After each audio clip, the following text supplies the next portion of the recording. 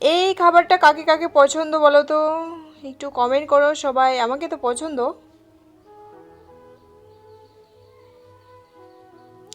ওর বাবা নিয়ে আসছিল আধা কেজির মতন চাল। এখানে এই যে দেখো প্যাকেটটা কি সুন্দর, তাই না? প্যাকেটটাও দেখে মজা লেগেছে আমাকে। এখানে আমি কাজু আর কিশমিশটাকে বাড়িতে ছিল বলে আমি ভিজিয়ে রেখেছিলাম সুন্দর করে, দেখো নরম হয়ে গেছে, এখন ভালো হবে। তো এখন মটরশুঁটি কুচি ছিল, মটরশুঁটিগুলো নরম একদম। বিনস আর হলো গাজর কেটে নিয়েছি সুন্দর করে। আর এদিকে গরম গরম ভাতটাকে নামিয়ে নিয়েছি। ভাতের মধ্যেই কিন্তু আমি কাজু আর কিছুটা দিয়ে দিয়েছিলাম গরম জলের মধ্যে। চালের সাথে আমি কিছুটা কাজু দিয়ে দিয়েছিলাম, বাকিটা পরে আমি ভাজার সময় সোমবার দেওয়ার সময় দেব। তো ভাতটা শক্ত করে নামিয়ে নিয়েছি, রিফাইন তেল দিয়ে একটু নাড়াচাড়া করে নিলাম। নেওয়ার পরে রেখে দিয়ে এখানে দেখো আমার মাংসটাও প্রায় হয়েই গেছে। আজকে হচ্ছে চিকেন আর ফ্রাইড রাইস। তো ওর বাবার খেতে ইচ্ছে করলো, তার জন্য নিয়ে আসা হয়েছে আর কি।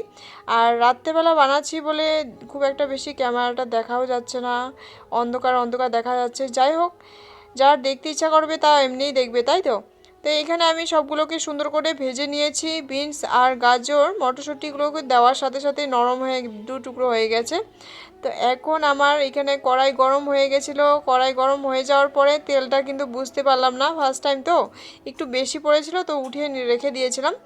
আমার মোটামুটি বানানো শেষ হয়ে গেল, সব কিছু দিয়ে মিলিয়ে সোমবার দিয়ে দিয়েছিলাম গরম মশলা, এলাইচি, মানে এলাইচি, গরম মশলা টশলা, আর হচ্ছে কাজু কিশমিশটাকে ভেজে নিয়ে সুন্দর করে তারপরে কিন্তু আমি চালটাকে দিয়ে দিয়েছিলাম। চালটা দেওয়ার পরে তারপরে সবজিগুলোকে দিয়ে মিলিয়ে ঘি আর চিনিটাকে সুন্দরভাবে দিয়ে দিয়েছি। ঘিটাও কিন্তু আমি একটু বেশি মাত্রা দিয়েছি, আমাকে ভালো লাগে তো খেতে, তার জন্য।